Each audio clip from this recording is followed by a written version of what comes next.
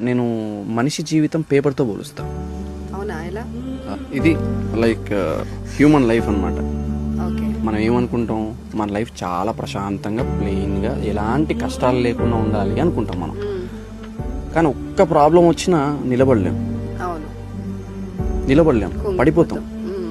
కానీ నేనేమని చెప్తా అంటే, స్నేహితులు చేసిన మోసాలని అనుభవించు,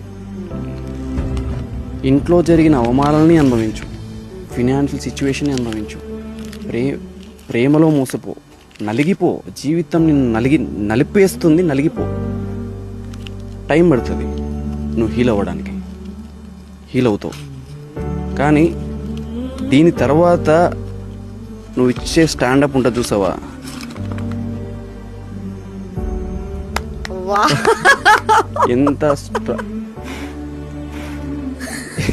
ఎంత స్ట్రాంగ్ ఉన్నావు అంతే స్ట్రాంగ్ ఉంటావు.